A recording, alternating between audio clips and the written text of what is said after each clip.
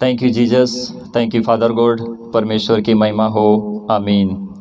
मेरे प्रियो, प्रभु आप सभी लोगों को बहुत आशीष दें। तो मेरे प्रियो, प्रभु का वचन यानी कि पवित्र आत्मा की अगुवाई के द्वारा कुछ ऐसी सटीक बातें हैं जो परमेश्वर ने हमें दिया है कि हम आप सभी लोगों तक पहुंचाते हैं।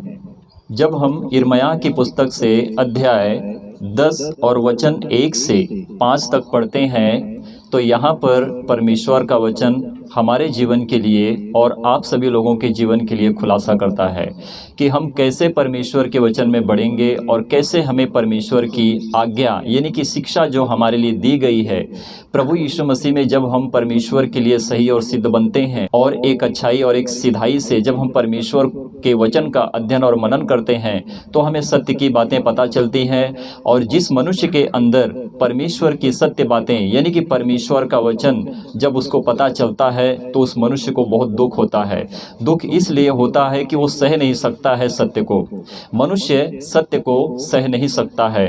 तो देखेंगे वचन क्या कहता है। जब हम पहले वचन को पढ़ते हैं तो वचन कहता है, यहोवा यों कहता है, हे इज़राइल के घराने, जो वचन यहोवा तुमसे कहता है उसे सुनो। तो हमें सीखने की बहुत ज़रूरत है कि हम क्या पढ़ रहे हैं और क्या सीख रहे हैं। तो देखते हैं, 2 वचन पढ़ते हैं। यहाँ पर लिखा है, अन्य जातियों की चाल मत सीखो। पूरे संसार और जगत में जो मनुष्य करते हैं उन सब के लिए परमेश्वर का सत्य वचन है। मनुष्य जान ले कि परमेश्वर क्या कहते हैं। देखिए वचन क्या कहता है, देखो तुम अन्य जातियों की चाल मत सीखो और उनकी तरह मत बनो, क्योंकि वो सत्य पर नहीं है, वो असत्य पर हैं। आगे देखते हैं क्या लिखा है, ना उनके समान आकाश के चिन्हों से विस्मित हो, इसलिए कि अन्य जाति लोग उनसे विस्मित होते हैं। तो संसार के ऊपर अगर हम नज़र डालते हैं तो हमें क्या दिखाई देता है।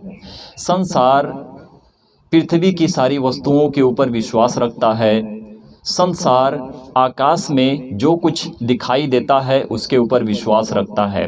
कहने का मतलब है चंद्रमा भी उनके लिए उनकी रक्षा करने के लिए उनके लिए सही होता है जिस रीति से वो सोचते हैं और वो समझते भी हैं। सूर्य के ऊपर नज़र डालते हैं, उनको लगता है कि ये सूर्य मेरा रखवाला है, यानी कि वो मेरी रक्षा करेगा। आकाश में और पृथ्वी के ऊपर उसके बीच में जो भी कुछ है, मनुष्य संसारिक रीति से जो होते हैं उन्हीं पर विश्वास रखते हैं और उनका भरोसा, उनका विश्वास उन्हीं वस्तुओं के ऊपर लगा रहता है। पर आप क्या हो? क्या आप परमेश्वर के लिए सही हो? क्या परमेश्वर के लिए सिद्ध हो? अगर आप सही और सिद्ध हो, आपका मन सही है, आपका मन शुद्ध है, परमेश्वर को आप जानते हो और परमेश्वर की आशीष आपके अंदर पलती है, परमेश्वर की दी हुई शिक्षा आपके अंदर काम करती है, तो आप अपने आप को सही करो और सिद्ध करो और परमेश्वर के निकट आ जाओ। 3 वचन पढ़ते हैं। यहाँ पर देखो लिखा है, क्योंकि देशों के लोगों की रीतियाँ तो निकम्मी हैं, मूरत तो वन में से किसी का काटा हुआ काठ है, जिसे कारीगर ने बसुले से बनाया है, जिसे कारीगर ने बसुले से बनाया है। लोग उसको सोने चांदी से सजाते, हथौड़े से कील ठोक ठोक कर दृढ़ करते हैं कि वह हिल डुल ना सके। तो आज मनुष्य इस रीति से हो गए हैं कि जंगल झाड़ियों में और क्या बोलते हैं ज़मीन पर हर किसी वस्तुओं के ऊपर मन लगाते हैं और उनका मानना है कि ये मेरा परमेश्वर है, ये मेरा उद्धार करेगा, ये मेरा रक्षक है और ये मेरी रक्षा करेगा। मनुष्य आज इस रीति से हो चुका है कि वो सत्य परमेश्वर को जानता ही नहीं है कि परमेश्वर कहता क्या है, परमेश्वर हमारे जीवन के लिए क्या खुलासा करता है। और जब तक वो नहीं जानेंगे परमेश्वर को, तब तक वो इसी रीति से गलत काम करते रहेंगे। परमेश्वर की दृष्टि में मनुष्य का किया हुआ हर कर्म बुरा होता है, परंतु अगर मनुष्य परमेश्वर को जानकर परमेश्वर के लिए काम करे तो परमेश्वर में सही और सिद्ध और सही काम करता है। जब हम 5 वचन को पढ़ते हैं तो वचन क्या कहता है, देखो, वे ककड़ी के खेत में खड़े हुए पुतले के समान हैं, पर वे बोल नहीं सकती, उन्हें उठाए फिरना पड़ता है, क्योंकि वे चल नहीं सकती उनसे मत डरो, क्योंकि ना तो वे कुछ बुरा कर सकती हैं और ना तो किसी का भला भी कर सकती हैं।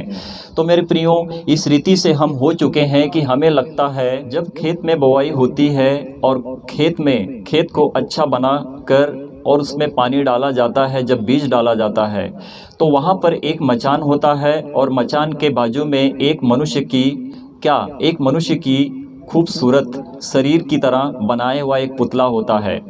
तो मनुष्य को इसी रीति से पता नहीं है कि मनुष्य करता क्या है, यानी कि मनुष्य एक पुतले को खड़ा करता है कि वहाँ पर चिड़िया पक्षी आकर उस बीज को चुगना लें। अपनों से बढ़कर उसको इतना आदर देता है, इतना लौलीन हो जाता है, लगता है कि बस ईश्वर अब उतर आया है। तो मनुष्य की सोच ऐसी हो चुकी है। तो परमेश्वर यहोवा क्या कहते हैं? परमेश्वर यहोवा हमें इस ककड़ी के खेत के ऊपर क्या बता रहे हैं? एक ककड़ी का खेत नहीं है, ये मनुष्य की बातें हैं जो मनुष्य करते हैं और खुद मनुष्य अपने आप को बुद्धिमान बनाकर परमेश्वर से आगे निकल चुका है। तो प्रियो, हमें समझने की बात है, मूर्ति पूजा है क्या? मूर्ति पूजा करने से क्या मनुष्य को लाभ होता है? क्या मनुष्य अपने जीवन में उद्धार पा सकता है? परमेश्वर कहते हैं कि जिस रीति से तुम उसे ठोकते हो, खीले मारते हो और घट करते हो, दृढ़ करते हो, यानी कि हिल ना डुल ना सके, क्या वो किसी का उद्धार कर सकता है? वो ना तो उठ सकता ना तो बैठ सकता, परंतु मनुष्य को ही उसको लेकर फिरना पड़ता है और उसे लेकर उठाना बिठाना पड़ता है।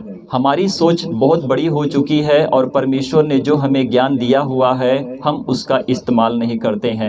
हम एक अच्छे इंसान बनकर परमेश्वर को सच्ची महिमा दे सकते हैं, क्योंकि परमेश्वर महान है, परमेश्वर अद्भुत है। परमेश्वर का बताया हुआ मार्ग मनुष्य के लिए बहुत कठिन है कि मनुष्य उस मार्ग पर चले और अपने जीवन को सही और सिद्ध करे। कोई भी परमेश्वर के लिए सही नहीं है, कोई भी परमेश्वर को खोजने वाला नहीं है, कोई भी परमेश्वर को ढूंढने वाला नहीं है, परंतु मनुष्य जिस रीति से काम करता है यही काम मनुष्य का परमेश्वर को नहीं भाता है।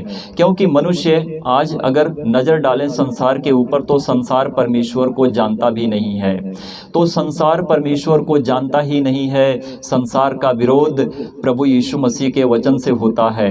मनुष्य आज इस रीति से प्रभु यीशु मसीह के वचन से विरोध करता है, परंतु वो मनुष्य नहीं जानता है कि विरोध करना, परमेश्वर से दूर रहना, परमेश्वर को ना मानकर चलना मनुष्य के लिए सबसे बड़ा दुख की बात है कि मनुष्य के ऊपर बीमारियां, दुख, संकट, कलेश और उनके लिए सबसे बड़ा नर्क ठहरा हुआ है।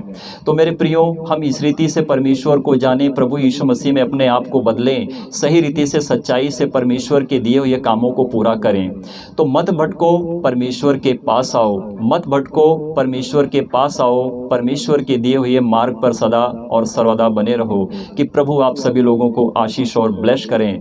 प्यारे परमेश्वर, प्रभु आपका वचन हमें इसी रीति से सिद्ध करे और हम प्रभु आपके वचन को पाकर अपने जीवन में प्रभु एक सही रीति से अच्छे काम को करें। Thank you Jesus, thank you father God. प्रभु जी वचन दिया, हमने वचन प्रभु भाई बहनों तक पहुंचाया, इसके लिए प्रभु आपका धन्यवाद देते हैं। सभी भाई बहनों का मैं धन्यवाद करता हूं कि जब मेरी वीडियो आप तक पहुंचती है तो कृपया करके आप इसे पूरा देखें, अधूरा ना छोड़ें। प्रभु आप सभी लोगों को आशीष दें। परमेश्वर की महिमा हो। आमीन, आमीन और आमीन।